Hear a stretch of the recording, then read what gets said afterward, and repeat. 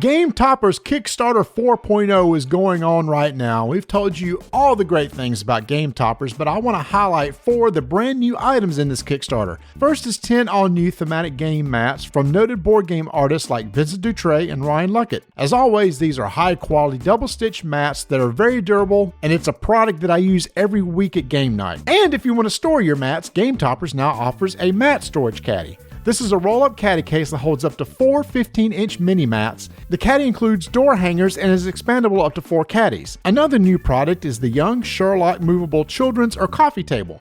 This product comes with 4 16-inch heavy-duty coated legs with casters that can support up to 1,500 pounds. And finally is the new Designer Art Series rail. These are UV protected and scratch resistant vinyl inlays for the rails of your Game Topper. These fantasy themed inlays from artist Brent Woodside are a great addition to a Game Topper, but I can't do it justice. What you need to do is head over to GameToppersLLC.com or the Kickstarter to see these inlays and all the other great products for yourself. The Kickstarter ends November 28th, so don't delay.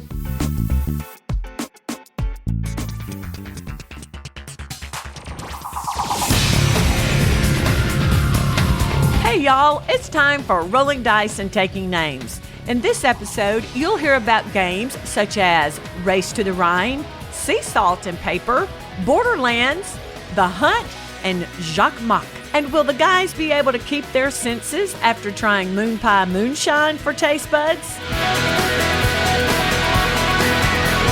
Well, they never had any sense. Hello, and welcome to episode 308. And I'll be there for you. And before anyone disconnects, stops listening, says, oh, it's not Vanessa. That's right, it's not. I'm back. Tony. Man, that was a weird intro. I'm Marty. So that is the exit strategy. According to Discord channel, more Vanessa, less Tony is how I was reading all those comments. There is zero chance of that ever happening. So when she only plays like maybe one game a month, that ain't happening. It's not about the games. It's the banter that you two brought to the show. It's about the taste test. It's about everything, which I've got a pumpkin to pick with you about taste test, but we'll talk about that later.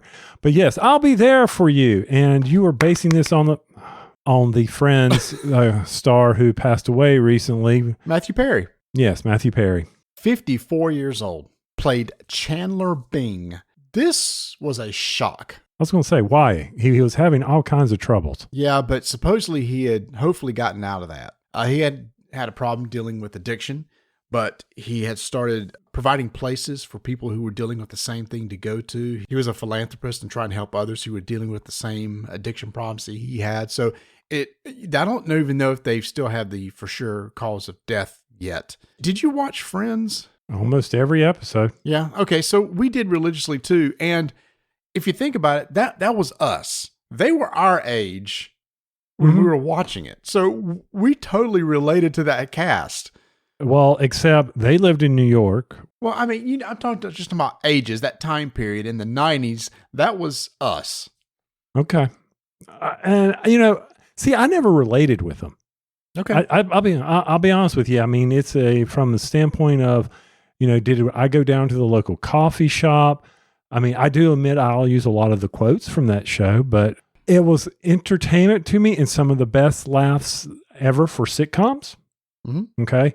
I mean, between Pivot and the waxing of the legs and, you can just go on and on and on. My daughter still to this day will watch Friends if it's on and she's not really doing anything. It's one of her go-to while she's waiting for something else or do that or check out something like that. Kind of like what y'all were doing with Frasier. I don't think we started watching Friends right when it first started. I think it was like people said, you got to watch the show. We got to watch the show. So then we just kind of picked up on it from there. But, it was a great cast. And actually, It's funny. Chandler was actually one of my favorite characters in there because he was sarcastic and I'm sarcastic. So I got his humor. Mm-hmm. I understand that. See, I would think Schwimmer and his dry pan. His deadpan? That too. Dry humor? Yeah. Dry humor, deadpan. Mixing them all the time. So just dry the whole pan. Dry pan. Deadpan. His deadpan humor. His dry humor that you love. Yeah, I don't know that I saw him as that. He definitely played the straight guy a lot. Yes. All had their own quirks, which was what was so good about it. But I don't know. We didn't know that episode. You said we couldn't relate. There was one episode I totally remember is when they were celebrating somebody's 30th birthday party, and Joey was just so upset. He started crying because he thought everybody was getting too old when they hit 30. And I totally remember hitting 30 and reflecting on that, feeling like, oh, I'm so over the hill now. I'm 30 years old. The fact they had a whole episode based on that was just funny to me.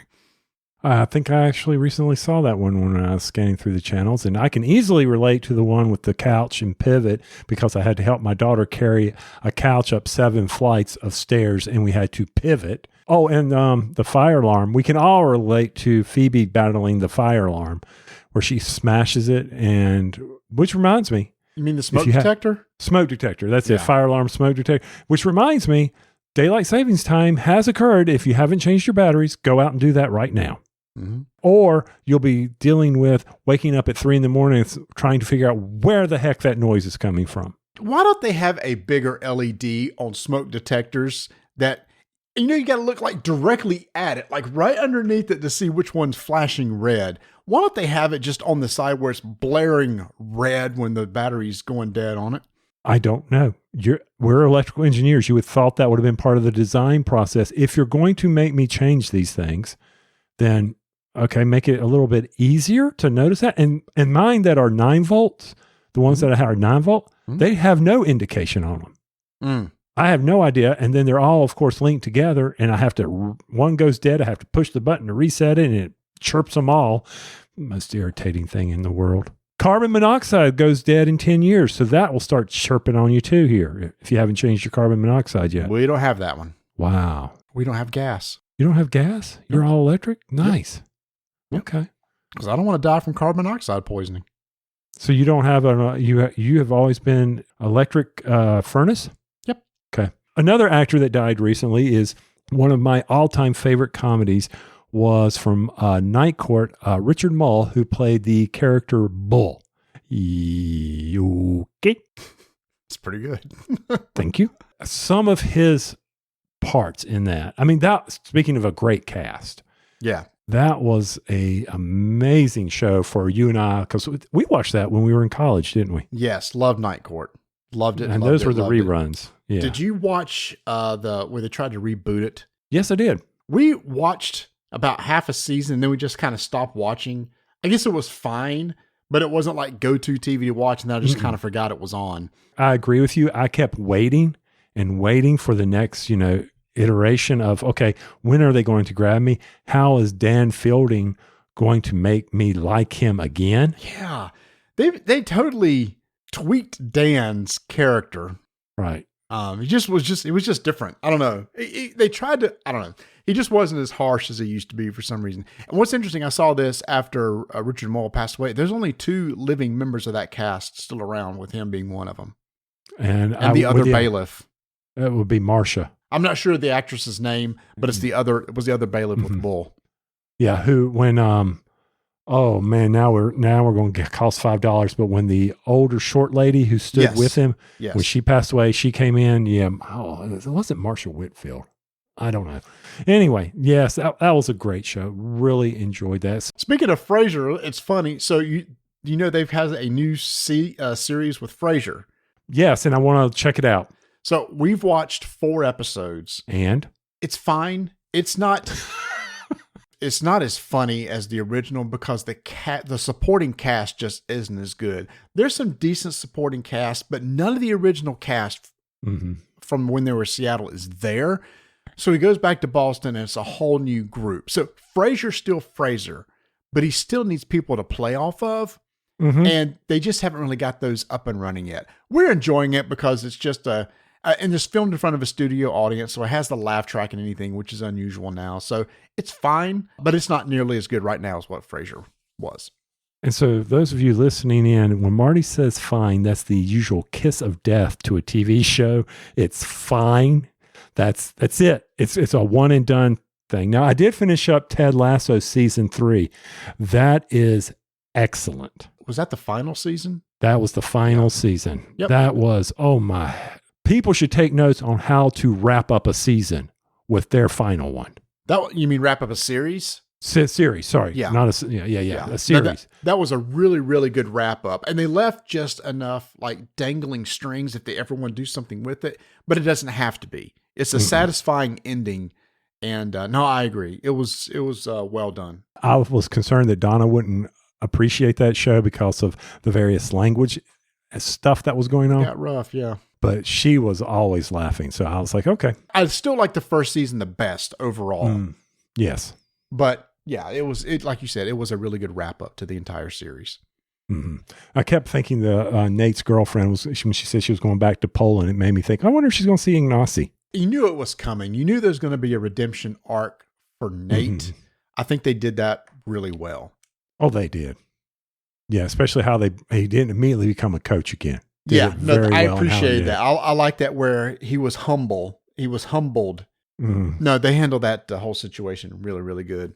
And I can't think of who the other team's manager was that was the villain of the show. Anthony Stewart Head's the actor, but he did a great job in that. And he got his comeuppance at the end, which I like too. Yes. So good. I can't wait for something else to come along. So I had hopes, but if Marty says it's fine, then those hopes are dashed against the rocks. It's fine. I mean, if you like the original Frasier, I think some of the same writers are with it. So I'm just surprised that they didn't bring one or two people from the original cast along, because that show was so much about the supporting cast. All right, enough about TV. Enough about TV shows. All right. Everybody screaming, bring Vanessa back so we can stay on track. That's right. It's holiday season, and so we want to make sure to promote a couple big things going on with us. We mentioned in our last episode, season. and they've already 2 radio stations already playing Christmas music right here. It's insane. It's November 6th that we're playing this, and 2 Charlotte radio stations are already in Christmas music mode. Anyway, we announced last episode that for the entire month of November, Miniature Market has a deal going on. If you go out and buy something and you spend at least $75, you can use the code ROLLING10 to get $10 off your order. Straight and simple. No other strings attached. When you check out, just enter in ROLLING10, $10 off your order. If you throw in another $15 worth of stuff, you'll get free shipping on top of it. So with the Christmas season right here, Tony, it's a great time to do it. And I actually need to go take advantage of it. I haven't done it yet. Why haven't you done it? You need to be jumping on this. Well, we have our secret squirrel going on right now. So what I need to do is make sure to possibly go take advantage of that and maybe do something extra special for the person I got. Yeah. So I went ahead and took care of my secret squirrel when they were running the $3 special shipping over the weekend, which was Why didn't you tell me about that?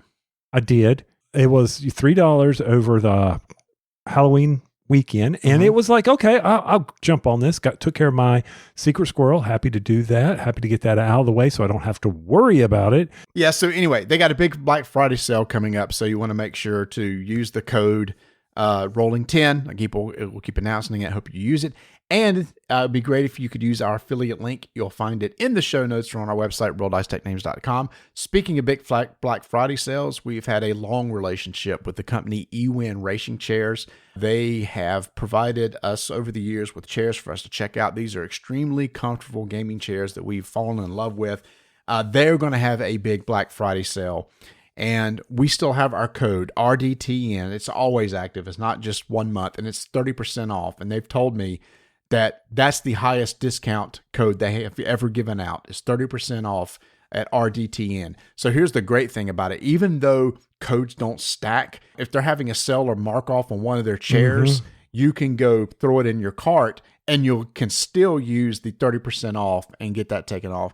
And the latest chairs that I just got is absolutely amazing. I love this chair. It's the new version with the magnetic neck rest and everything. It's the adjustable lumbar support. That's what sold it for me. That's the best thing about it. Yeah, my pillow popped off when I was in a Zoom call the other day, not Zoom, but Teams meeting. And it goes ding across the room. And everybody's like, what was that? And I go, well, it was my pillow off of my chair. And it kind of went haywire on me. So it was entertaining for some people. But yes, the cloth chairs, love them. And my son-in-law has one up in his gaming area, his video gaming area. He has the leather chair, and he's a big boy. He is saying that chair fits him very nice, and it is very comfortable. So definitely, if you're in the market for an Ewin or any type of gaming chair, be sure to go check it out. Now, we got a lot of games to cover this episode, Tony. So we just want to hit some of the highlights of ones that we're not going to dig deep into. You and I were big fans of Silver from Badassery Games. That is the game where basically you have a deck of cards, a discard pile, and your goal is to try to eliminate as many cards in front of you as you can by playing matching numbers. Take a card, you can discard matching numbers to decrease your hand size, and then you want to have the lowest value cards at the end. They have a brand new game called Scram, which actually came out over the summer. This is a team-based game, but it has a lot of the same mechanics where the cards will allow you to do special actions like maybe peek at somebody else's card or give somebody a card. But the thing is now you're trying to work with a partner across from the table, and you as a team want to have the lowest score. So we got to try that our first time last game night. That's kind of how we wrapped up with Scram. Scram, I mean, these games, you mentioned it, but it's like Rat-a-tat-cat for people that don't know it, or golf when you play it with just 52 decks. But the best part about Scram Silver is you have those special cards that you get to do mean things to other people. And the mechanism of, in Silver, you were able to, and it's been a while since I've played it. I have it on my iPad to play all the time. It's where you declare, hey, okay, I'm done, I'm finished. And if I'm the low score in Silver, then I get whatever points they are, and maybe 0. In Scram, you do the same thing. As long as the team is the low score, you'll be able to do that. If not, it's a +10. So it's very similar scoring. You also are pushing your luck with that. You have to eliminate your cards, at least before the person can call Scram, they've got to get down to 2 cards.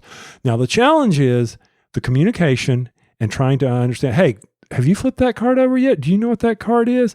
And it's like, yes, I have. And you don't want to, when you expose the cards, to get rid of them. You hope you remember, or you won't say, hey, does my partner see the one that's up and he knows something that I can wait till it goes around to let him get rid of it. One of my favorite parts of Silver was always the meanness of the game. It's not really mean, but I enjoyed that part of it, and Scram has that as well. Yeah, because when you match cards, you can also match from your opponent's cards. Mm-hmm. So if you and I are on a team and I see there's a 12 showing and I have a 12 face down, I can, take a card from the draw deck and put that into play and replace it, slide my 12 forward, your 12 forward, and get rid of it. So you can work with your teammate in order to get rid of each other's cards. And I don't know if you noticed today, Tony, Badassery just announced a brand new game in their Silver line called EYE. That's going to be released in 2024. So it's a whole new set of cards. So they're going to continue releasing new sets of Silver. So you can look for that next year. So one of the things about showing up early at Qdoba's is Marty and I get to play some 2-player games, especially the quick ones. Mm-hmm. And one that we got to play was Sail. Now, Sail is from what publisher? All Play Games. All Play Games. Yeah, okay. They sent us several of these really small box games. Mm-hmm. We actually got to play another one of the small box games the week before called Mindspace, which was kind of like a flip and draw sort of deal where you have polyominoes and you try to fill out a board. It's that typical kind of roll and write feel style game. So I wanted to try this out because it was 2-player. And the draw to this, Tony, is just a trick-taking game. You had me at, walking in the door, hey, it's a trick-taking game. And he knows I cannot refuse a trick-taking game. I got to play my trick-taking game. There's 3 suits, and they're numbered 1 through 9. And typical trick-taking rules, somebody's going to lead. You have to follow suit if you can. Whoever plays the highest of that suit wins the trick. Okay, that's great. But what's the purpose of the game? The game is called Sail because you have a little map in front of you, and there are different scenarios that you can set up to where you have, there's going to be a boat that starts at one end of the map. You're trying to get the boat from one end of the map to the other by navigating around islands and avoiding the kraken that's out there. How you navigate is the person who wins the trick moves the ship forward 1 space and towards them. So the map's right in the middle of the board between the 2 players. So a space forward and towards them. So you're constantly having to, based on how you're trying to navigate around the islands and everything, you're trying to have it so, okay, I need to win this one because it needs to come towards me. then the next time I play, I want to give up lead so that Tony wins it so that it goes towards him. And there's this really cool mechanic of playing a trick-taking game, but it's not as easy as that because there's a Kraken out there that at the very beginning of the game, all the 1s and 2s of each suit's put over there in the Kraken deck. And at the end of a round, and a round it happens when somebody has won 4 tricks, you're going to take damage from the Kraken, and that means you're going to take a certain number of cards from the Kraken deck and put it into the main deck and then reshuffle. If that Kraken deck ever runs out and there's no other cards in it, you immediately lose the game. So that's the main crux of the game, and I just really dug it. But one thing that you mentioned was about the round ends after 4. After somebody wins 4. Yes. Somebody wins 4. You were saying, well, that's no big deal. Well, it's a huge deal because you need to be able to ping pong back and forth so that you can at least get 7 plays of cards in to help navigate the boat. Now, there are ways to get cards back into the Kraken because you have some cannons, and the cannons will go out and they can fire and they can hurt the Kraken, and you can put the cards back over into the Kraken draw deck because, like Mark said, when the round ends, you're going to be putting cards back. So it's not as simple as just constantly taking cards into the deck because you'll lose. And we did very, very quickly, mind you. Yeah, but we had to get the feel of the game, and then we played it, and we actually won and went on to the second scenario. Now, you threw out cannons. When you play a card, there's a little symbol in the upper left-hand corner. And if you can get symbols to match up, you can do special things. So, for example, if I throw out a cannon and you throw out a move forward symbol with a Kraken on it, that means we get to take that card that has the Kraken on it and move it back to the Kraken deck. If we play 2 cannons, you get to draw 2 cards off the top of the deck, pick one of those to go into the Kraken. But what you really want to do is to make sure to play 2 matching symbols for moving forward. And if you do, you actually get to move. Now, one of those is if you play 2 of the same symbols, you move straight ahead and don't have to go up or down. So sometimes you actually need to move straight ahead, and you have a card that shows you which cards have what symbols on it. So you really got to do a little bit of card counting, and hopefully, what's nice too is at the very beginning of the round, you can pass a card. So you have a little bit of knowledge of what your partner has because you always must pass a card at the beginning. And what we never could figure out, Tony, is do you short suit anything? Mm-hmm. We couldn't find out whether that was a good strategy or not. So if you because one of the rules is you have to follow suit. Always got to follow suit if you can. So short suiting yourself, for those who don't know, don't play a lot of cards, is getting down the suit that you have to maybe 1 or 2 cards. And if someone leads that suit and you don't have them anymore, then you can match easier because you can play off suit. And the 9 has the well tail, which lets you, if 2 well tails match up, 2 9s match up, the 9s are the highest in the deck. Mm-hmm. So one of the things is, in order to get that to happen, that person has got to be out of that suit with the 9. If I play this 9, did he already short himself? Did he pass me a card to short? And you really can't talk like that.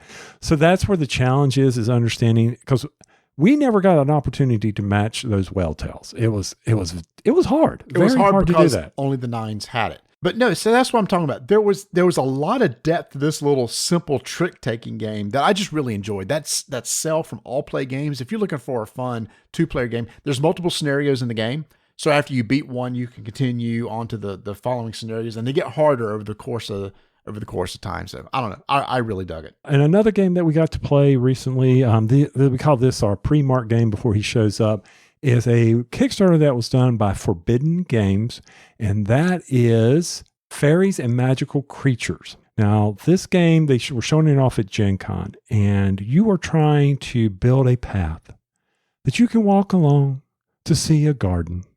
I got to sell the theme. Okay. Okay. It was not nature. You were in nature, but it was not nature. Okay, so maybe it was some nature. So everybody's just got a player board, and you're putting pieces on your board, and you're trying to create a path and put plants around it. And if you can get the plants adjacent to the path, they're going to score points at the very end of the game. Very simple, very light game. Oh, and then, there's a lot of other stuff going on because you have multiple things that you can do on your turn. One of those is actually grab a piece of a path and take it. Now, what I do like is games like this, Tony, where when somebody takes an action, everybody gets to take the same action. The benefit of you being the one to select that action is you could also play a card from your hand, because there are cards in the game that you're going to collect that have different and various abilities. Yes, and these abilities can get you some victory points. They can manipulate the board, the other board we haven't talked about yet. And one of the aspects of this game is a deck building type game, because one of the other actions you can do is go draft a card out of the marketplace, and you pull that into your hand or into your discard pile. Now, one of the things that is different than most of the types of deck building games is you don't start with cards in your hand. You have to draw them, which is another action that you can take. And then the other board is, I call it area management, where you are trying to get influence from the various creatures in the garden, such as the fairies and the trolls and whatever else. There's 5 of them out there. If you put 10 of your cubes in a certain area and you are the first one to do it, you have convinced nature that you are the supporter of nature by getting 10 cubes in there first. You get to put this on your board, and then it allows you to double the flowers that are connected to paths for the ones that touch it. But it is a very light game, in my opinion, because you know what? It came down to, I was trying to build out the garden. You and Bert were out there trying to put cubes on a board.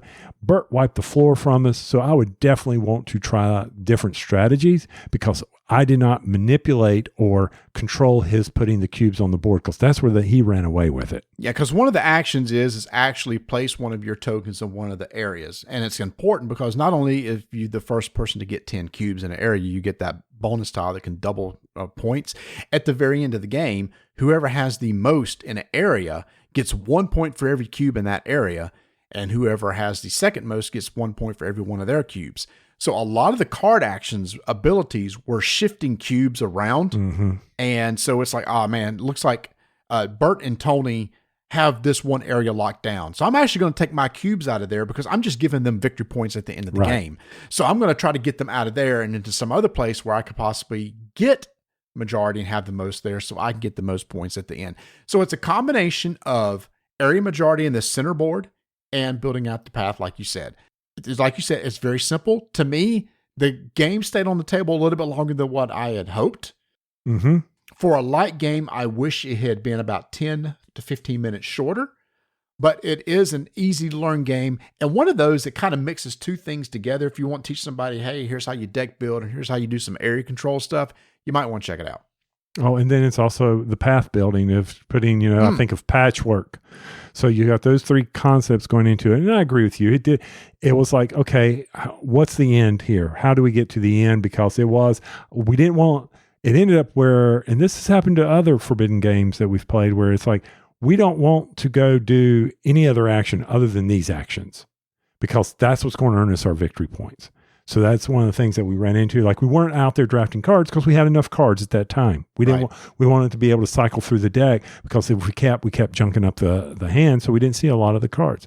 But that is Fairies and Magical Creatures from Forbidden Games that we got to play them just recently. Okay, I always like my accessories, and I'm becoming a huge fan of the company Gamegenic. I'm a big Arkham Horror LCG fan, right? No. They just came out with the whole line of Arkham Horror deck holders, and there's one for each of the main types of colors of aspects within the game. I really like this because it's made specifically for Arkham Horror. It has a nice little Arkham Horror insignia on the side. It looks like a little book. You open it up, it can hold up to 100 sleeve cards. Has a nice little divider in there that you could use. But what's really cool is it has this open window in the front where you can put your little investigator card. There's an investigator card that comes in the game that shows where you are on the map. And so when you close the box, you can see the investigator that's on the front. So you can build multiple decks and easily grab, oh, okay, this deck is for this particular person, and like that. And here's the thing is, it's only like $20. These things are really nice. It's almost like a felt type thing. It has a magnetic closure. I just love the products that they're coming out with. Big thank you to them for sending me a sample of this, because this is cool. Now I want one of every color, depending on whatever deck that I build. And the one I'm showing you, Tony, is actually gray. It's a generic, so that's kind of supposed to be used for anything. So those are going to look good on the shelf if I get a complete set of those. But I don't know if you saw this. They have another thing that's coming out in December that I thought is absolutely brilliant. So I have all my Arkham Horror cards in this long tray of cards, and they're held up vertically. And you remember when we did baseball cards and stuff, when there wasn't enough cards to fit in the box, they'd fall over, and you'd have to pack the back with some cardboard or something to keep them from flopping over. They came out what I thought was just absolutely brilliant design. It's an expandable deck divider. It's a plastic deck divider that has a piece of foam glued to it, and the other end of the foam has another plastic deck divider so it can compress. So you can squeeze it together. So when you can put it into these trays, you can put multiple into these trays, and if there's room for them to expand, they'll expand and help keep your cards pressed against the edges of the tray so they won't fall over. Silence as I think through this, because I'm sitting here trying to figure out. So do they come like, hey, if your tray is 1,000 cards, no, there's only one size. There's only one size. So you're right. If it's a big gap, one won't do. But like in my Arkham Horror tray, I have like 6 different types of cards that I have dividers for. So if I bought 6 of those things, they're like $5 a piece. That'd probably be enough there to do it. I mean, I just thought it was a brilliant idea. It's not a complicated mechanical thing. It's just a piece of squishy foam that can be compressed and actually provide some friction or some tension up against the cards to help keep them from falling over. I don't know. They just come out with some really clever ideas, and I just thought that was cool. I trust you on that. You and your Arkham Horror stuff. You go right ahead, man. Well, let's put it this way. If I get into Star Wars Unlimited, I'll be wanting some of those to put like different dividers between the aspects of a Star Wars Unlimited. Okay. Did you happen to see the discussion we had the other day on our Discord channel about urinal etiquette? It was the funniest thing that started out one morning and just kept going. I commented on a few of it. I only get to see Discord early and evening, so I didn't follow it very long. I apologize to all the women in our Discord channel that had to put up with these guys discussing etiquette of such that when you go into a restroom and there's a wall of urinals, there's a certain place that guys will go to paste, based on who's in there. Simple test. There's 5 urinals. 1, 2, 3, 4, 5. Tony, you walk in, there's somebody at urinal number 3. Where do you go? 1, 2, 4, or 5? 1 and 5 or the stall. That's correct. Here's one that was a little bit harder. 1, 2, 3, 4, and 5. One is up against the wall. There's somebody at 2 and 4. Do you go to 1, 3, or 5? You either go to the stall or leave. No, well, typically you go to 1. You go to 1 because there's no chance there could be anybody on the other side of you. So I don't know. There was this thing that somebody said there was a study that was done in 2012 where they gave this test to guys where they showed these pictures and they said, where will you go? And all the guys overwhelmingly pick the same spots to go in each situation. And it's not something that's taught. It's just innate instinct for some reason. It's just funny. Yes. And I think even women have etiquette as well for the stalls. I'm sure if you were to give them if someone is sitting in this stall, do you go to the next one or the one beside it?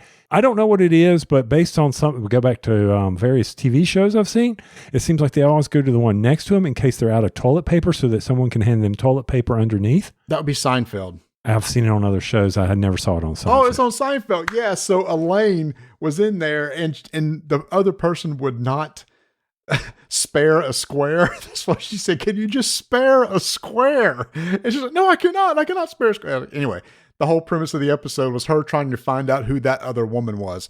Come to find out, it was somebody that Jerry was dating. So, okay. There you go. Okay. So we went down there. So no, I appreciate our Discord channel, always discussing key things. Speaking of Discord, we do have a big food channel and we have our very popular Taste Bud segment, and we're going to do something a little bit different. Usually it's food, usually it's drink. I don't think we've ever done this style of drink before, so let's get over to Taste Buds. Taste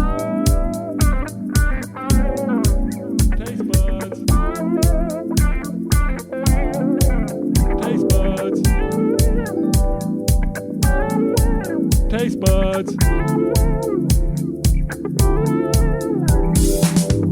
2 incredible stuff. Taste Buds. 2 incredible stuff. Taste Buds. They're just a bunch of. All right, Tony, this is from you. Tell us about what we got here. So I received a text from my daughter saying, have you ever seen this? And I said, no, of course I've never seen this.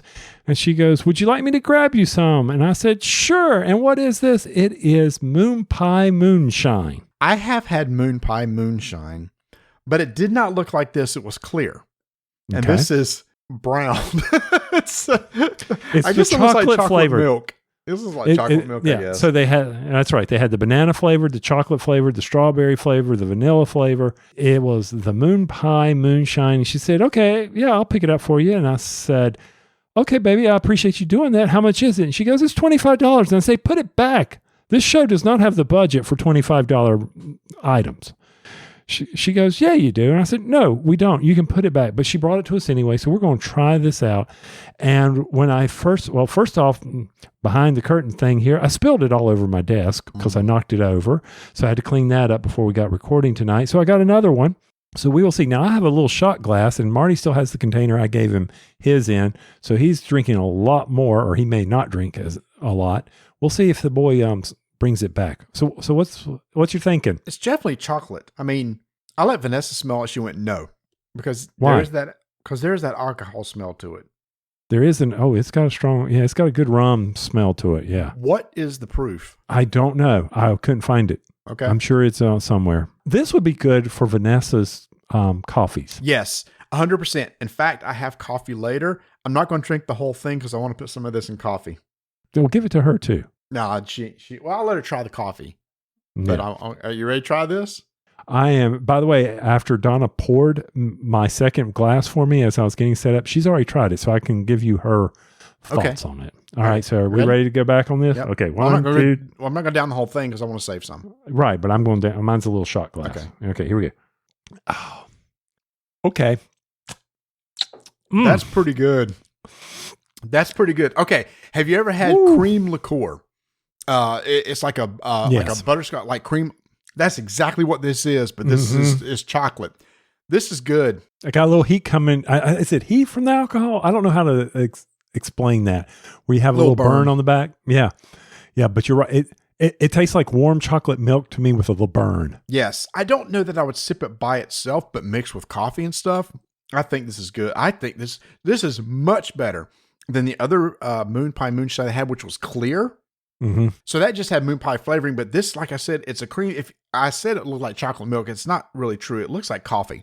Yeah, it's from that. Now Donna loves it. And she goes, "Did you like it?" Ooh, oh yeah, she said this is good. Oh my gosh, where can I get this around here? They got it up in the mountains of Georgia when they went to a hiking. So it's in the Tennessee area. I'm sure you could probably pick some up in Asheville, but I'm sure you could probably go online and order it. I just, that's different. That's good.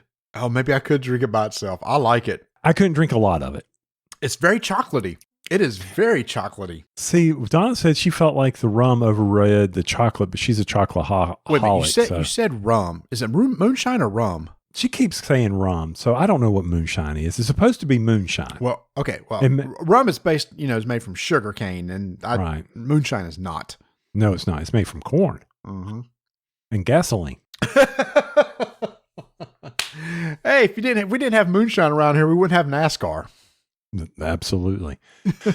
Well, so before we get off of this, I just wanted to bring it back because you and Vanessa did a taste bud for pumpkin spice moon pies. Correct. So you were over for a gaming day, and thank you again for coming. That was very nice of you to come out. I told my wife that Marty loves pumpkin because I've heard about pumpkin spice. He enjoys this pumpkin spice. He gets pumpkin spice Starbucks. He does. No, I don't. Pumpkins. No, I don't. You don't? I don't buy pumpkin spice anything. What did you just say, mumpkin? It's getting to me. The mumpkin. How much alcohol's in this stuff right up here? That stuff, moon pie's good. I'll be bringing it to Qdoba. We'll be having some good Qdoba. No, I never order pumpkin spice anything.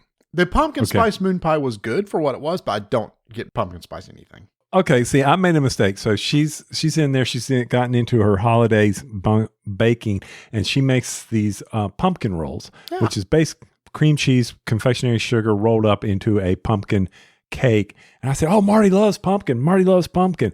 So I offer Marty up some pumpkin, and he goes, "I don't like pumpkin." Well, no, number one, it's not that I didn't like pumpkin, but Vanessa and I, for the whole month, are trying to go without gluten.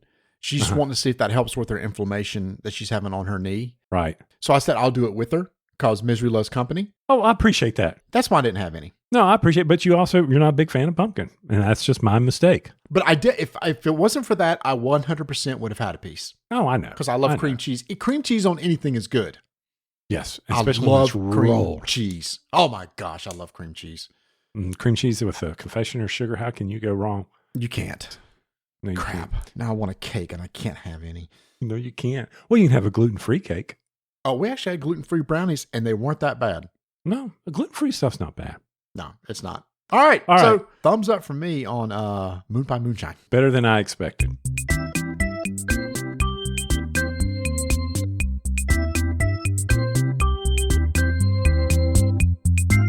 ShopPortalGames.com. Hurry over there because there is an Imperial Miners play for free Halloween solo scenario.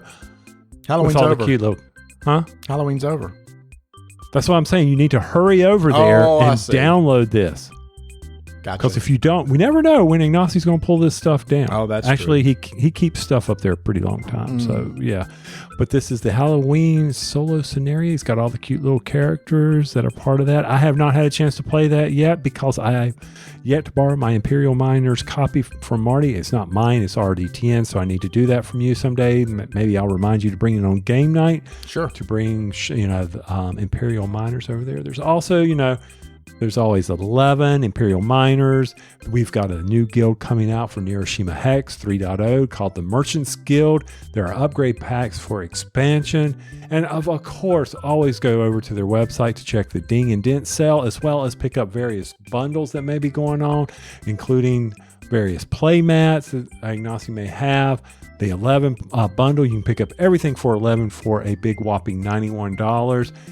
And then, of course, he has something new called his card sleeves packs. Everybody's getting into card sleeves. Ignacio did not want to be left out. So he has got the Portal Games card sleeves that you can go over there and pick up at shopportalgames.com. Also, we just announced, as of this recording, that there's a new army for the Neuroshima Hex app called Partisans. That is out right now. And I saw an update on the Robinson Crusoe Kickstarter. It looks like it's on the boat. We'll be shipping sometime later, so you'll make sure to go hear about those updates. If you order Robinson Crusoe, look for it soon. Wait a minute. Robinson's on the boat? We know what happened when Robinson was on the boat. He ended up on an island. Not good. That's not good. Oh, boy. So it's going to be on some island somewhere. Poor Robinson. Without any wood, we'll have to burn the game so that we can set the bonfire.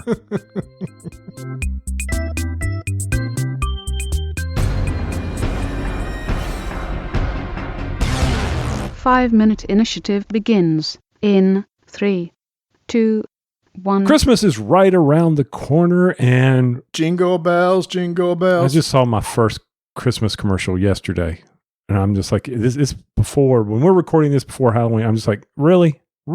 It's that time? Vanessa's been watching Hallmark Christmas movies for a month, so... Well, that started in July. Oh, that's true. That's true. It was Okay. Christmas in July. Okay, so back to what we're going to talk about. Jokkmokk, the winter market, and winter made me think of Christmas. Anyway, but that's Henrik Larsson from WizKids Game, and 2 words, Sushi Go. Mixed with the action selection mechanic of Takedo. Right. I know before we go into a lot of rules, because one of the things I liked about this is as you're moving your meeple around the board, you're selecting cards based on that spot. And you may want to collect a certain card, and it puts you in front of everybody else. This is the hard decision you have to make, because you will not get to take your turn again until that meeple is the last meeple in the line of meeples that are out there. And I think that is where this game shines. I don't remember Sushi Go at all.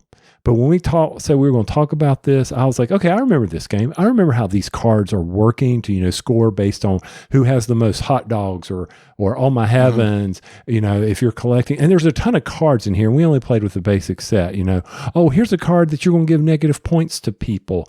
All this stuff is going on. And I'm just like, okay, so on my turn, I am going to claim a card. And then we're going to refill cards. Hey, there you go. There's the game. It's the scoring and collecting of the cards that you're sitting there trying to manage without letting someone else beat you to it.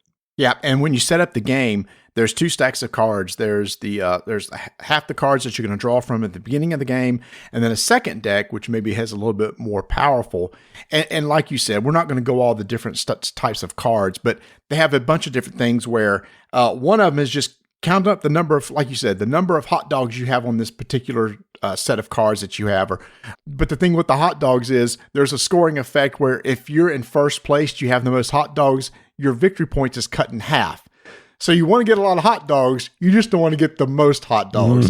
So there's a lot of little clever scoring mechanisms like that. And like you said, there's one where you can give somebody negative points, etc. So yeah, the great decision in this game is when you're sitting there and it's your turn. Do I try to just jump at small gaps as possible to get a bunch of cards in my hand? Or it's like, that card way up there would really, really help me out. I'm going to bypass everybody and go to there knowing I'm not going to get to act again for a little while. Now, everybody does have 2 meeples that they're going to be able to use during the course of the game. So you do have another one that you'll possibly be able to use. And the best is when both of them are back to back and you get basically 2 turns in a row. All right. Now, as your game progresses, there's 2 decks. There's the day and the night deck. And the first person that draws that says, okay, the day deck's done. Now the night deck comes out. You have a check mid-game scoring. Certain cards have mid-game scoring. And then once all the cards have been collected from the night set, and all of them have to, there's none left on the board. So you might get stuck with certain cards that you don't want because you're the last person to go. Strategy in that. Then you have to check for game ending scoring. A lot of scoring options here, so you need to make sure everybody understands that when the game is set up and the various cards that are being put on the board, so they know or they have some ability to kind of get that strategy going, to get that understanding of what they want to collect at the end. So overall, this is one of those very family-friendly games. And if you want some diversity from the Sushi Go type of collection, definitely check this out.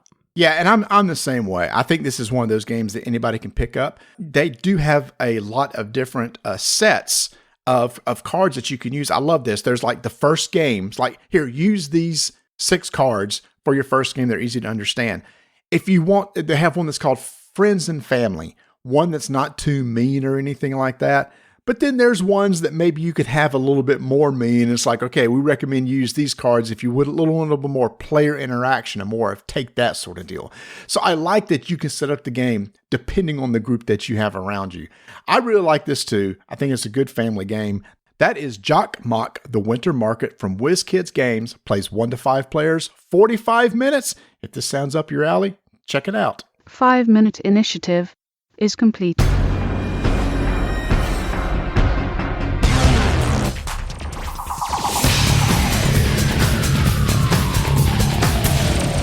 Many moons ago, one of our first co-op games here at Rolling Dice and Taking Names, video games, where we would get online and play, was Borderlands. And I absolutely loved this game. I played the video. I got online and played just so I could get all these cool weapons and see how things were going to happen. So when we were at Gen Con and we were talking with Monster Fight Club, and they said, you know what? We've got Borderlands, Mr. Torgue's Arena of Badassery coming out by John Caddis and John Kowaleski. Well, I was all in there. I was watching. He was talking about it. I was enthralled by this, Marty, because I'm like, Borderlands, one of my favorite video games, is now a board game. One of my other favorite hobbies. I was excited. I was like, and he goes, oh, and guess what? Every gun in this deck is independent. It is unique. Okay, that's what I loved about the game. And then we got to play the game. But basically, this game is a dungeon crawl, run and shoot. Not a whole lot to it. Going back to Borderlands. So we actually played co-op from start to finish. And that was one of the better video game experiences I've ever had. That was a lot of fun going through that entire game playing co-op. And it was really great. You found weapons and stuff like that. So I was excited to play this too. It gives me the feeling of Zombicide. You have things that are spawning. You're going to try to move and eliminate those things. And there's typically an objective that you're going to do to try to win the game. This does have a campaign element to it where your skills can increase over time. You can either get an improve your skills token as you play the game, or after the game is over, you actually get to improve your skills. So each of you have a unique character that you're going to pick whatever kind of layout you want for that particular character, and then you're going to play through a campaign style game. This is something I didn't point out.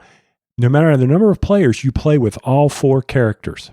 If you're playing with 2 players, somebody will play with 2, you play with 2, or et cetera. Okay.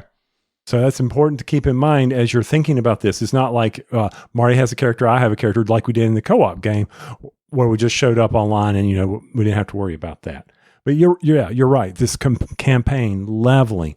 Now, the unique thing about this game is that you have these various actions, these tokens, a green token, a yellow token, and if things go bad, one of those tokens can become red, and they indicate everything you do. If you want to move, you will spend one of those tokens to move a certain amount. A green, maybe 3 spaces. A yellow will move you 2. If you want to fire your gun, you will spend a token to roll that die to determine the chances of you beating the defense of the psychos or whoever is out on the skag dogs or something like that. Oh, wait a minute. You need to defend against that. Those tokens are used to be your wounds because if you fail to defend, it becomes a red. And now you've only got you got a 6-sided die and it's going to suck for you later. All right. So that's it. That is the unique side of this game. How did you feel about that type of mechanism? So I really liked that. I had read up a little bit on this, and there's a previous game, a Cyberpunk game, that they use the same type of activation. I did appreciate that. I liked it where, okay, I can use the green to move further with this person, or can I possibly just spend the yellow to move less, but then use my green to get a better chance of getting a hit when I roll the green die, which was a D12. I really appreciate that, but it was a tough decision.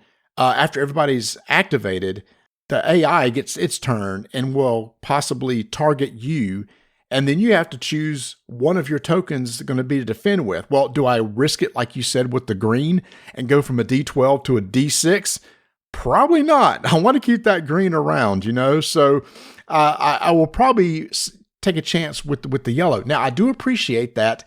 Let's say I've taken all 3 wounds. I've spent every one, taken 3 wounds. I just respawn again and everything resets. I drop some stuff that I had at that time, but at least I can go back to the spawn point and kind of start over. Right. And now that's only if you've collected money over the time, because like in Borderlands, if you kill somebody, they're going to be dropping some loot. And depending on if it's a certain type of loot, it's either going to come into your inventory or it will be sitting on the board for you to take it. Now, there's vending machines, there's the mailbox, all that is on the board. Now, this is one of the things that I didn't, the campaign we played, and we haven't played a lot of campaigns here, is I did not find the fact that I have to draw this loot to get level up during the game. I wish there had been some way to level up, to give me that feeling that I got in Borderlands versus a random draw. If you've killed X number of people, by gosh, you should be leveling up. Yeah, maybe the progression could be less random, basically instead of drawing a token out of the bag. Oh, I will mention one other thing I do like. When the game activates, I really like that you have this set line of cards that is going to say, okay, when the enemy activates this turn, they're going to move, they're going to attack, they're going to do their special. And then after that, it will move to the next card. And after 4 cards, it gets really hard after that. So I can see exactly what they're going to do on their turn when it's their turn. And I can kind of plan for it at that point. Because some of these minions, you're going to look at and say, oh man, the attack or the special on this guy is really, really bad. We need to try to take him out this turn before he activates at the end of this round. I do like that part too. So I like how the AI activates because it's smooth, it's quick. And I love the player activation by using those tokens to determine what die you're going to use. Big knock is the rule book. Yep. It was a struggle. I read through it. I watched a video, which, by the way, thank you for those who put together videos, but some of the rules had changed.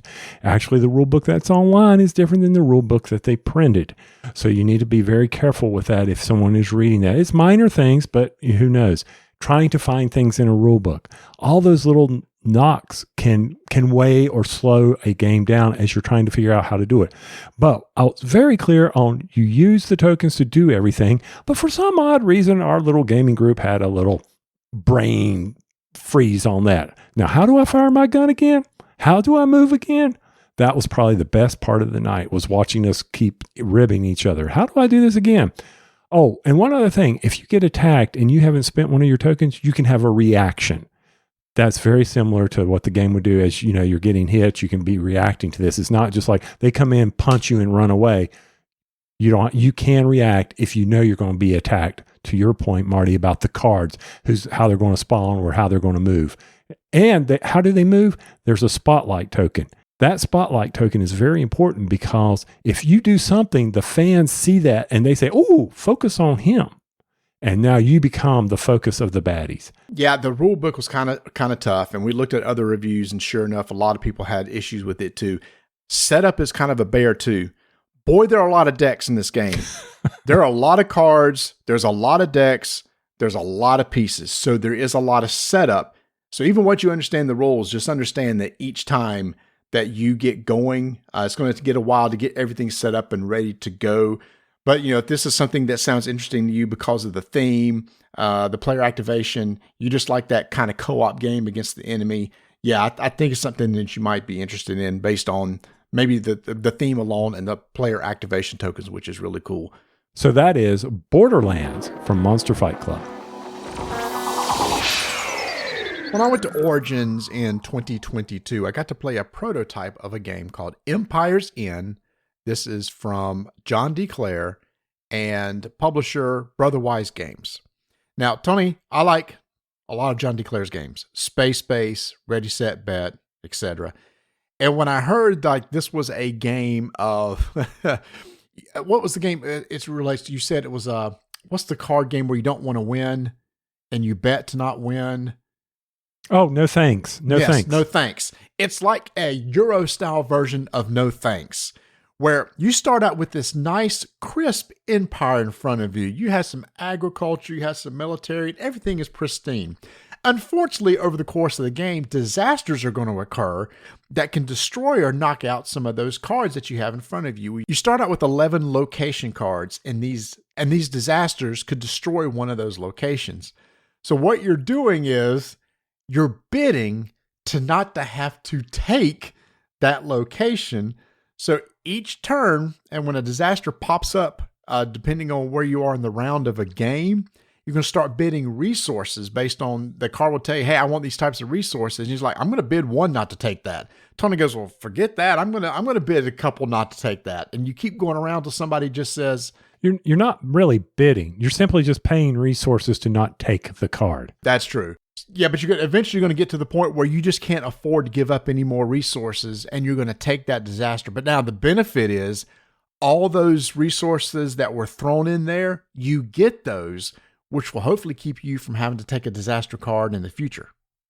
And that's where the challenge of the game is trying to read your opponents to see if, oh yeah, I'll give you one food because hopefully it'll come back to me because I'm going to need some food. Mm-hmm. Because in other stages of the game, such as the economy stage of the game, certain cards will allow you to convert resources to other resources, or they'll give you the potential to gain particular resources that will help you also recover from these disasters, like rebuilding your empire. And it's funny that you said a crisp empire at the beginning. Actually, it's a crisp empire near the end because everything is crispy. It's all been burnt. That's true. Because each of the disaster cards, when you flip over your card to show us that there's a nice fire. There's a fire at the bottom that has that treatment that what's it called? Emboss. Is it emboss? Yeah, emboss, like an embossed treatment to it that looks really nice. But yeah, the disaster card will actually tell you which location is getting ready to go under. So it may be a situation to where, I don't mind if this location goes under because I don't really need it. So like you said, it's a push your luck. I'm going to push it till hopefully it comes back to me and I can get a bunch of nice resources that you can use. And you basically got a pawn that moves along a track, and you just resolve each phase along the track. Like you said, there's the income where you actually get stuff, the industrial you can rebuild disasters, or you can, there's some cards you have in your hand that you can add to existing locations by spending hammer resources to make them a little bit better. There's a military phase where everybody's going to count up the number of crossed swords they have visible. And then there's the military card that comes up will say, okay, you need a certain number of swords in order to get this many victory points, certain number to get this many victory points. But whoever has the most will get a lot of benefits. So then you can secretly bid because you also have some sword tokens that you've accumulated over the course of the game. Do a secret bid, whoever has the most gets those most points. So it's a constant of, I'm trying to build an economy where I can get resources, but I know those resources have to be spent to avoid disaster, but I know eventually this empire is going to come to an end. I'm going to have to take some disasters along the way. I just hope that by the end, I have enough of my locations that are still not burning that will generate the victory points I need. Because victory points are the winner, and I'm going to correct something he said so we don't have to pay $5. It's axes you bid during the military phase. What I say? Not, you said swords, but that's either way. Oh, it's a because weapon. I'm looking at the cards and it's that's what was confusing to me. It's cross swords, but the resources are axes. I don't know why. Because there's axes that you can pay towards avoiding disaster, which you know that, hey, maybe I'll take that disaster so I can have those later to do the military, which is secret before it, when it comes up. So there's always a big benefit for this. And it's one of those things that, these locations, they're varying in victory points. So you really don't want to lose the high cost one of 32, but you may want to sacrifice the old 3-pointer of the farm over there. But some of the cards allow you to shift the locations as long as they're not on fire. Certain ones are making sure that, hey, if I'm sitting beside a certain location, I will gain a benefit. These are some of the improvements that you're doing. The teach was very quick, and it was very easy to understand after, I'd say, 1 or 2 rounds. Hey, first time play, if you've gone a long way into it and you still aren't grasping it, that's a problem for me. But for this game, it was like, first round, okay, what is the economy? Oh, okay, I see what's happening here. I see what we need to do. Top notch, very enjoyable game. The Kickstarter edition that Mark got was amazing. I'm jealous. Why didn't I back this Kickstarter version? Because Right. everybody has a nice player mat. In the retail version of the game, there's no player mat. You've got these nice upgraded tokens, which are really nice. You talk about things shifting. What was crazy was if you didn't win the military phase, something bad would affect all those who didn't come in first. And some of those would be like swap locations, and it may be locations crap. I don't want those to swap because you said, you might have an enhancement that says, hey, if there's a building beside a farm to the left and right of this enhancement, they're going to each give me 4 points each. But a just random military card that you may not have won may have swapped that farm with something else. And it's like, crap, now it just cost me 4 points at the end of the game. So then when you're on the military phase, it's like, well, do I bid a lot to make sure that those things don't swap? It's just a really good, tense game. Your empire will crumble. It's just how can you best manage the crumbling to basically hobble to the end and have enough victory points to win the game. Yeah, and that's what I enjoy. Fast teach, easy to understand, iconography top notch. It wasn't that hard to keep up with. You could see what was coming, so you could plan ahead. However, there was enough tension to where it was not, oh, this is going to happen. This is going, very, I hate to use the word scripted here because it wasn't. I mean, definitely not for this game. And that to me makes this a top notch game. And now I need to go get a copy of it. So yeah, guess I'll be hitting up Brother Wise's site. Or hey, maybe it's out at Miniature Market where I can get $10 off by using a rolling 10. That'd be great. So that is Empire's End from Brother Wise Games and John DeClaire. So as we continue our tear through the 2-player games, we got on the table the game The Hunt from the Kramers. That's Matthias and Ingen. And this, of course, is from 25th Century Games. It's a sub game. I don't know what it is. Are subs the new nature, Marty? I don't know, but we are hunting for subs. We're trying to blow up some ships, man. You put this on the table, and I like my sub games, and I'm just like, okay, how is this different than anything else we've been playing? But let me tell you, the card play and the strategy of this game caught me by surprise. I was not anticipating the depth that we had in this game. So this game, it's very much asymmetric. The Germans have a hidden sub that you must track. The German must track themselves on a piece of paper or something like that. And there are freighters that are trying to get from one location to the other. This is like 1939. The Germans are trying to sink the freighters. The Brits have put out some battleships to go and try to hunt down these subs. So how you play the game is through card play. Each of you have your own deck. You're going to play a card. The card can be either used for the text on the card or the points. Now, we've seen this in many other games, Twilight Struggle, Watergate, etc. So we're very used to those style of games where either use the action points and spend those for moving your ships around, or for me, I had the option of trying to get other ships that are docked out there so I could have up to 3 battleships. The Germans had the option to repair an airplane because airplanes are important because they can be used in order to try to help sink the freighters by giving them a bonus when they roll. The Germans also have the option to bank action points for future turns, which is really cool too. So they play totally different, and basically it's a cat and mouse style game where the goal is the Germans must sink 5 freighters. England or the Brits will win if they can get 5 freighters from one point to another, or either find and sink the sub. Now, you've played this many times and way more than I have. What's your gut on this? My gut right now is I have played 8 or 9 times, and I think I've seen the Brits win only 1 time. That would not have gone well. That would have changed history, dude. It would have, but it is, and I've played both sides, and I definitely find for me it's easier to keep that sub hidden. Because one of the actions on the British's turn is they can try to do a search. They're in a location. They say, I think the sub is here. They've been trying to track you and everything like that. Now, when you do that, you can increase your odds. You can play a card from your hand that might give you a bonus to your roll, because you're going to roll a die. 5 or 6 means you get to successfully check to see if the sub is actually there. But like I said, they can play some cards to maybe help their odds. Maybe it's like only a 4, 5, or 6 will help. But if I miss, even if I roll a 5 or 6 and you're not there, well, that's it. I missed you. And this just was tough for us to be able to find that sub. It was moving around. Mm-hmm.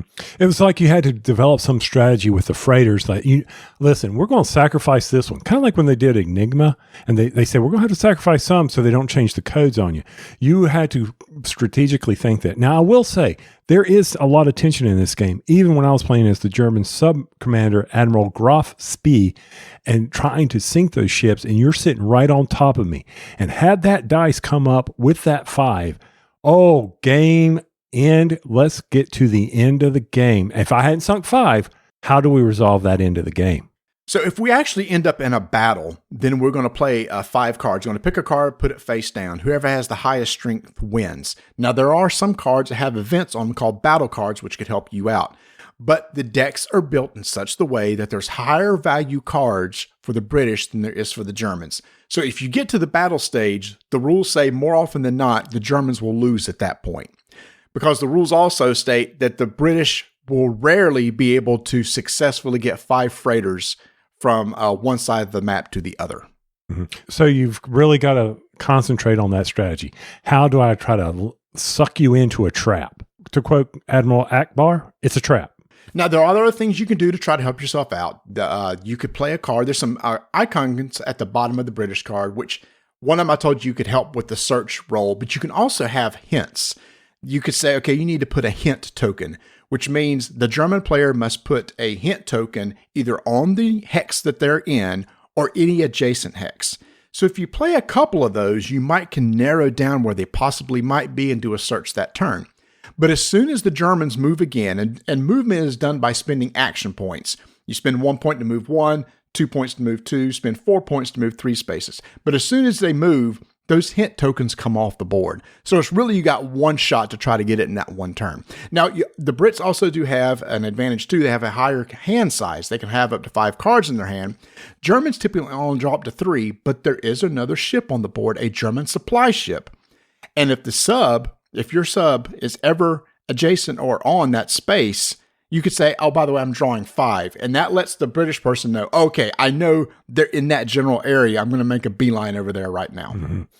And I think when we were playing this, one of the things about the hint is that you're having to get rid of cards to do that. So even if you find me, you've depleted your ability to beat me in battle. Mm-hmm. Very tight. When I say that, I'm just saying, hey, you've got a lot of hard decisions, and the game, it's not like you suddenly blow the sub out of the water.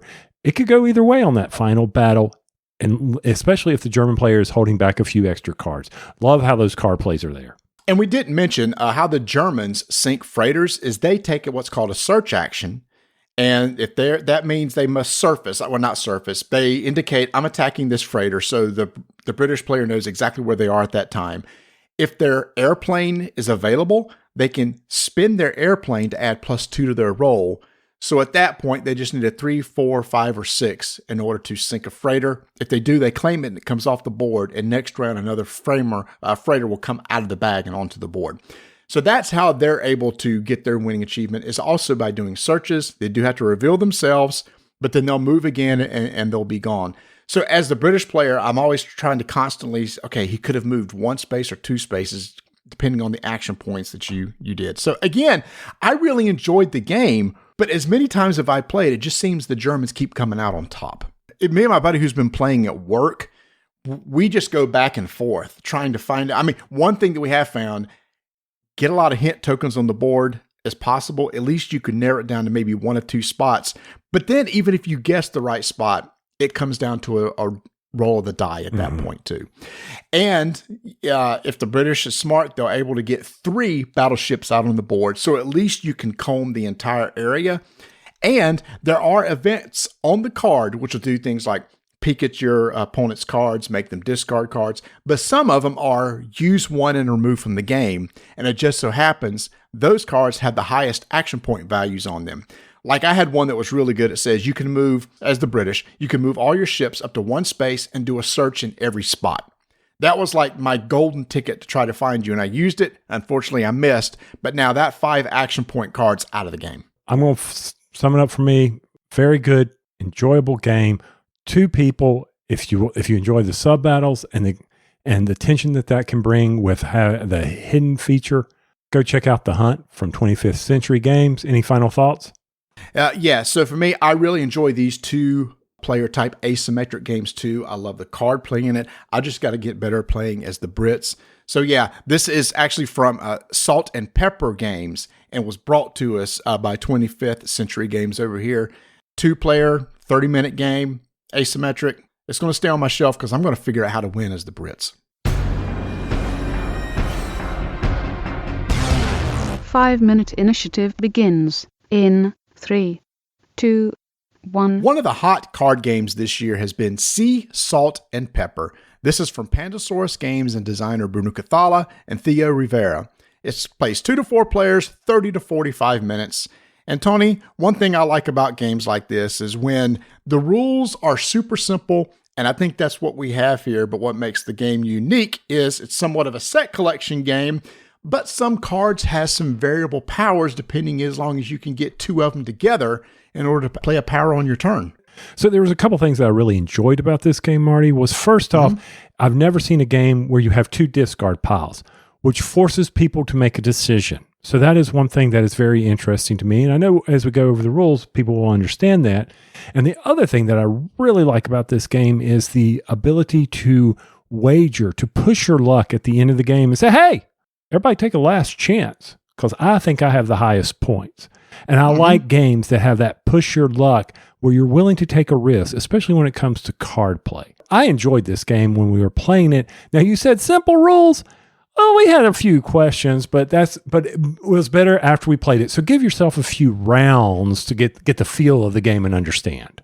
Yeah, I think it's understanding what the cards mean, because when it comes to your turn, you must either draw 2 cards from the deck and then discard one to one of the discard piles, or take 1 card from the discard pile. I think the thing we had to kind of wrap our head around was the concept of after that, you could play a duo card.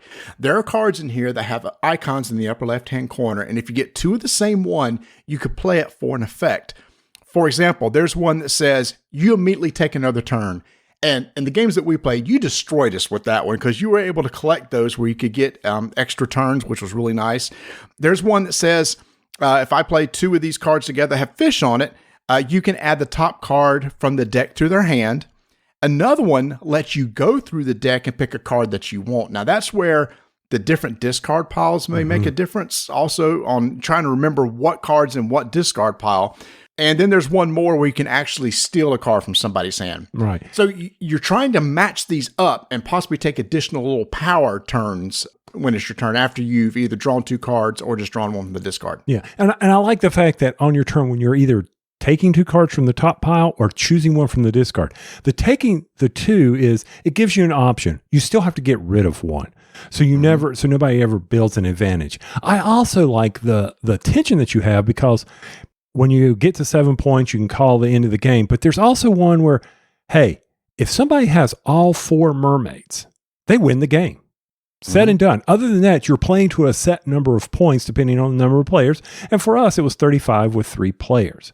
So set collection, some of these sets you're sitting out there, and the more you have of the shells, the more points you'll get. So you've got to watch who's collecting what. Then you have multiplier cards. Hey, if someone has a lot of pink ones, then you want that multiplier card. So a lot of combinations that you have to be able to go for, and also watch what other people, because you may not want, hey, Marty's collecting penguins over there. I better not discard this penguin, but it kills my hand. I don't want to do that. Exactly. Or you may know, or I may see that, okay, I'm going to draw 2 cards from the top. And let's say there is a shell on top of one of the discard piles. And I've noticed you've been collecting a lot of shells. The more you have, the more points you have. I may take my card and discard it on top of it so that you can't grab it on your turn. Now, you said it's 35 points. That's the end of the game, but you play in rounds. Right. Once somebody reaches 7 points, they have the option to say, just stop, let's score our points. Or you can say last chance, and then you're gambling that after everybody has one more turn, you have more points than everybody else. And if you win on that bet, you get all the points for their cards. Right, because you get a color bonus at that point. Very solid, enjoyable card game. And I think for people, as you're teaching it, you may just need to walk through a round so that people can understand what all the cards mean and how to score, and get the feel for the duo cards. Because I think that was one of the things, the speed bumps that we had to encounter as we were playing was, how's this working? I really enjoy this game, and we've played a ton of card games lately. How about you? Yeah, so I really enjoyed it too as a person who likes card games. My question for you is, you have a lot of friends and family are into card games. Do you think this will be too much for them, or do you think after a couple rounds they could grasp it and play it for those who don't play a lot of card games? I think it would be a little too much for them, though I do think the group that understood, hey, let's do it like this. If you know Scout, you can do this from a strategy standpoint. Because even though Scout's a lot easier to play, but very enjoyable, I think it's something that people can quickly catch on to. Got it. So that is Sea, Salt, and Paper from Pandasaurus Games, out now. 5-minute initiative is complete.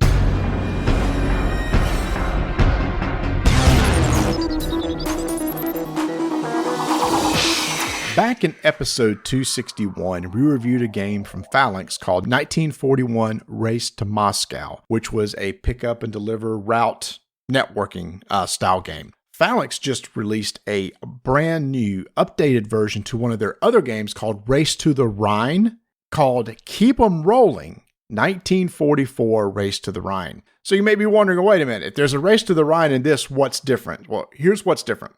Race to the Rhine only supported up to 3 players, so this one has up to 4 players now.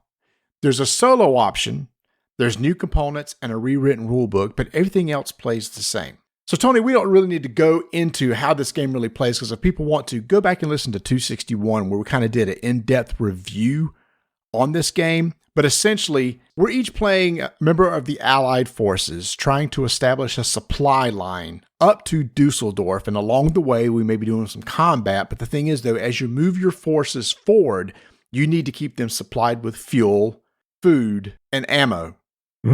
Yeah. It's the only thing that's missing, when you're doing logistics, it's beans, beds, and bullets. Just remember that. Beans, beds, and bullets. Yeah. So there's a supply depot down at the south end of the map, and you're establishing a line along the way. And as you're doing that, you can use these trucks in order to load the trucks to move supplies from one city to another. And when you go into a city, you may have to flip over an event card. The event card may be something good, it may be nothing happens, or you may actually have to fight against an enemy force. And the combat resolution is really straightforward. The card will say, hey, you need to spend this amount of fuel, this amount of ammo. If you do, you win, you take over this place. So that's why you got to keep your forces supplied for these random encounters that happen along the way. This game is all about, and they even say this, it's all about the logistics of a war game. It's not carrying in the biggest guns or anything like that. It is about developing those supply lines and cutting off the supply lines of the German forces. Because when you do, you get special tokens, you get special abilities from the standpoint of, hey, you can go do this. And some of the main elements that, for me, the difference in this was with Race to Moscow versus Race to the Rhine, We were dealing with the Germans trying to get to Moscow on the trains and how the trains really did limit your ability to do that. Here, you have that ability to bring the trucks back and to rebuild your logistics route. And I think that was one of the key things that stood out for me on this as the Allied commanders raced there because they didn't like each other. Patton hated everybody. Okay. he didn't trust anybody. So he's out there. He's like, I'm going to get there first, and I am going to take him out in Dusseldorf. Yes, I do like that. This is probably an easier one to get into because the trains aren't involved in this one. And after a certain amount of trucks have been used, you reset. All the trucks come off the board. And that's important because once you put a truck into a line that you've used, you can't use that line again until that truck is removed and then reestablished. Now, you just aren't able to do this willy-nilly because the Axis, the Germans, are going to be moving south from Germany. And as they do that, they might be able to take over places that you've already taken control of. Because the thing is, for a victory condition to take hold, you need to cross the Rhine and take control of a place across the Rhine and have an unbroken chain of your tokens going from the south end of the map all the way to the north. And the longer it takes you, the more entrenched they become, the Axis. And it is hard to get rid of them because you've got to get those supplies up to the front. And this is, I think, one of the things where you and I, if we can keep getting this on the table, is we'll get better at the logistics because we've got to forward position our supplies to allow us to make an additional advance. Now, depending on which commander you're playing, you'll have certain areas on the board to the left, the center, or to the right. The one on the left is dealing with the English Channel and having to deal with supplies coming in that way and how they can surround or control an area. Because once you can control an area, you basically shut it off and you're able to remove some of the German entrenched tokens that are there. I like these kind of games because it is a game of a lot of thought. Now, I did not know when Rolling Dice became a war game podcast. I missed that memo. I know we have been doing a lot of historical games, but I think what's interesting about this, like you said, it's not a war game. It's That's not right. like where It's not. It's literally a logistics. It has the theme of World War II, but it's literally just trying to take different types of cubes and get them from one point to another as best possible. And the trucks have a limited number of supply they can carry. Each location you control has a limited number of supply they can hold. But like you said, if you can forward supply, and as your forces move through, pick up those supplies as needed and continue moving forth, that's the beauty of this game. I really like it too, but boy, do I really stink at it. Oh, yeah. I mean, we played Race to Moscow, and I remember even then I was like, why am I so bad at this? I love everything about it, but I just really do a bad job of planning ahead for future turns to have supplies where they need to be. Oh, I know. And it's just like, why? Why am I not getting this? When you go through the rule book, and one thing I want people to understand is it's not a complicated process. What needs to happen? It's very simple to understand and explain with one another. I think the biggest challenge we had during the game was doing back the pursuit, or I'm sorry, not the pursuit, but how the Germans came and spawned, for lack of better words, how all that interaction was. Everything else is pretty straightforward on what you're doing on your turn. I mean, you're moving the corps, you're taking supplies, you're moving the trucks, you're doing some air support. That's it. That's all you're doing. One thing that stunk was at the beginning of the round, you can go to the general supply area and take stuff from there to put in your supply. We were all fighting for the same stuff. It's like, boy, I need ammo. And when you reset at the beginning of the round, all your supplies get restocked. So everybody's quickly grabbing up what they can. And then later in the round, they start transporting those goods. And like I said, once all the trucks have been used, everything resets again. So I really like how the whole reset mechanic works. You know that you'll be able to get some more supplies later on. So yeah, I stink at it, but I really enjoy my time playing it. And, I told you about the GMT games that Volker Runke came up with, Levy and Campaign. What I enjoy about those is the logistics part of every single game of you have a lord. He can only carry so many provisions and food and stuff, and he goes on his way. You hope you plan well enough to be able to feed his troops while he's on the campaign, and if you don't, well, he's going to die. So I just like logistics. I think it's interesting and how to gamify that part. So I really enjoy these. I look at my shelves and I'm like, oh man, all these war games.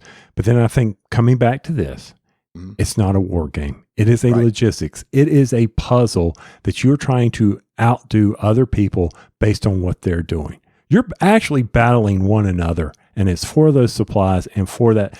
Marty just took control of a path that I could have gotten, and that would have really helped me out. Because if I secure these victory points that I need, I can use special actions like spend a medal to do an airborne landing or something like that. So we're going against each other, even though cooperatively we're trying to get there, you know? Mm-hmm. Yeah. Yeah, it's kind of an interesting sort of thing going on there. If you already have Race to the Rhine, the only reason why you'd want this is because it's a little bit clearer rules, adds another player, and adds solo. If you have neither one of these, this is for sure the one you want to get because this is kind of the full package, and it's really nice bits and everything like that. There is Race to Moscow. I think this is probably the better entry to this style of game than Race to Moscow, just because the Race to Moscow also throws in trains and stuff like that too. So that is Keep 'em Rolling 1944 Race to the Rhine from Phalanx Games.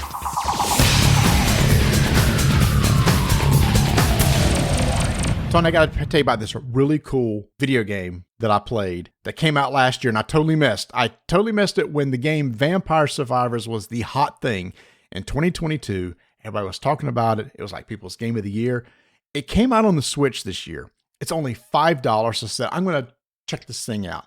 My gosh, I've had the most fun with that $5 game, which feels like a throwback arcade game. It's kind of like a roguelike game where you have a character that you just use the joystick to move around a board and you try to kill vampires and demons and stuff as they approach you. But there's no fire button. Just the direction you move is the direction you fire. So it's not even a twin stick shooter like Robotron is. Move to the right, shoot to the right. So you got these hordes coming in, and your goal of the game is to try to last 30 minutes. If you can last 30 minutes on a map, you've beat that map. And there's a bunch of different maps to play. But as you play the game, you earn gold. And outside of the game, you can spend gold to make your character better. Maybe he moves faster. Or maybe you unlock other characters that give you special abilities. Or maybe you reduce the cooldown of your abilities. But as you're doing a run, you get experience points and level up. And when you level up, it gives you an option. Hey, here's 3 new weapons. Which one do you want to choose? And you could pick a weapon and you keep adding these weapons to yourself and you level those up so that by the end, you just have weapons flying out all over the place. But of course, at that time, they're just rushing in and trying to take you out. And you're just trying to survive. It's chaotic. It's simple. It's fun. It is so worth $5. I really think you should check this out. No. I despised Robotron. Wow. I did not enjoy to each his own on games, right? That's fair. And I just did not like those where you're trying to run around shooting stuff and I got to survive for 30 minutes. This sounds like pure insanity for me to do because of just how I would want to try to get better and better and better, and I couldn't do it. But there's a natural progression where you automatically get better because you unlock more stuff. If you get the gold. Well, just playing the game, you get the gold. Okay. Because I'm sitting here, as you were talking about, I'm Googling here, and they're talking about how to get 380 gold in so many minutes on this game or something. I don't know. Maybe I'll spend $5. Maybe it was on sale. I mean, I was on the eShop the other day, and I didn't spend any of my hard-earned GameStop credits that I've bought for the Switch. Eventually, I will do that. Maybe when this Christmas season, when the otherness Zelda goes on sale, maybe I'll be picking that one up. I don't know. But I don't know if that one's going to go on sale, but I doubt it will either. Now, I mean, to the point of like, I've been playing the mess out of Guild Wars 2, and we just finished up with the Halloween season, which is one of your favorite times, that festival. I have yet to conquer the stupid clock tower, and I know a 5-year-old can do it because I've watched the video. I cannot master the jump. Wasn't there an easy version or something like it was? There was a new version of the clock tower because I tried it. I got about 75% of the way up, and that's the best I could do. Right. And it's the stuff is not rising, not forcing you to jump and go very quickly. It's stopped. And you can do that now. I can't navigate. I hated, and that is the appropriate word for this game that I love so much, jumping puzzles in that game because of just how poorly it's not the graphics. What is it? You don't know where the edge is. No, it's the UI. It's being able to manipulate the camera to be able to see exactly where you are on the edge and how far you need to move before you jump, that sort of thing. Right. And if you double tap to do a quick dodge and you do that in a jumping puzzle, death. Yeah. Oh, so frustrating. So this Vampire, Survivors, $5, that's a great price point. Maybe, but man, I don't know. Robotron, I know you loved it. I wasn't good at it. And that's why I didn't like it. I understand. I totally get that. And it took me a while. I'm so used to a twin stick shooter. I wanted to move one way and shoot the other. And you couldn't do that. The first time I played, it lasted like 4 minutes. It's like, how am I ever going to get better? But I got enough gold to where I go, oh, okay, well, I'm going to buy this little upgrade. And the next time I played, it's like, oh, okay, I lasted 6 minutes. And now I'm going to buy this other upgrade. And then I started to learn the weapons. So when they came up, I would know which one I wanted, to eventually the point, like on the first map, I can do 30 minutes every time now. But the maps get harder as you go. So even if you beat the first map, but now that I heard they're coming out with DLC, there's going to be like a story mode, some free DLC. So I'm looking forward to that. It just felt like a throwback to an old school 80s arcade game. And I like that. So you don't, if you complete a map, that's 30 minutes of your life gone. The next map starts. You got another 30 minutes. Well, it's 30 minutes. It's no more different than the 30 minutes of life of you trying to do your dailies on Guild Wars 2, which they got rid of. Well, you know what I mean. I know what you mean. But the question is, so let's say I'm done with the first map. Can I stop playing it and come back and do the second map? Yeah. Oh, okay. And by the way, you could pause anytime. In the middle of a run, you can hit pause and just put it down and then come back later. Okay. You don't have to play a full 30 minutes. Okay. That's good to know. Well, maybe I'll waste $5 on it. What's $5? You'll see. It's also on Steam, but I just like playing on the Switch because, again, the graphics don't need to be that great. I got a free code for a game called Air Twister. Do you remember the game Space Harrier from years and years ago, where it was like a third-person shooter behind a guy who had a jetpack, and you can move up and down, left and right, and shoot? Imagine that. It's a modern take on Space Harrier. Where there's a character doing the exact same thing. She's flying around and you're trying to shoot stuff. Once you get through a level, you take on a boss, and then it just gets progressively harder over time. So it's an arcade-style game that after you die, you have to start all the way back to the beginning and go again. But there's different modes in the game where you could like replay just certain levels if you want, or do the arcade mode, etc. Again, if you like Space Harrier, you may like this.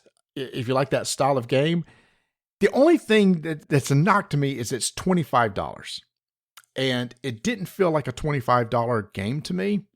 This was originally on a mobile phone. This was originally a mobile app style game where you could control, and then it's now coming out to consoles. So I played it on the Switch.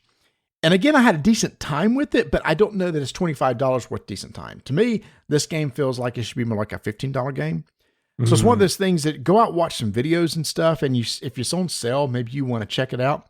But I will say one thing that was super annoying to me is that the music that was played on the main menu screen sounded like a band that was trying to make a knockoff version of Bohemian Rhapsody. It was the weirdest thing. I'm like, this doesn't even fit in this game. And there's this guy that kind of sounds like Freddie Mercury, and it has the same feel of Bohemian Rhapsody. There's this little guitar lick that sounds exactly like Brian May. I thought, this is really, really weird. A weird choice of a soundtrack to do for this. So, I don't know. I had to turn off the sound in the menus because that song was like, I don't understand why this is here. But yeah, it's another arcade style game. Classic Space Harrier type game. So I appreciate them sending me the code to check it out. So if you like Space Harrier, you might want to check it out. We are entering the fall season. Actually, down here, we've already had a good cold snap. It's already killed out all the spring, or not the summer flowers for me. And I'm just like, okay, is the yard ready? I got to get some bug killer down. Got to get that ready to go. I've got the aeration done. I saw Marty had some good plugs pulled. He posted over in our Discord channel. So now's the time to start thinking about, for those of you with a irrigation system, got to get that ready to winterize, and don't do something stupid like me and have it freeze and spend a lot of money getting it fixed. That's a bad thing. So take care of that. That is your PSA from Rolling Dice and Taking Names. And with that, I'm just simply going to say, keep rolling dice and taking names. Hey everybody, thanks for listening. If you want to support the show, you can do so by heading over to buymeamoonpie.com. If you want to help us out, make sure to join our Discord channel. Don't forget our codes, Rolling10 for $10 off $75 or more at Miniature Market, and 30% off over at Ewin Racing by using code RDTN. We hope to see you next episode. We're still going to have a lot of games to cover. It's holiday season, so it's time to start buying stuff. Hey, Vanessa, I just wanted to let you know we got some incredible feedback from the last episode where you were the host. That's just like icing on the cake because I had an absolutely great time doing the episode with you. Since it was so well received, how about you become a regular on the show?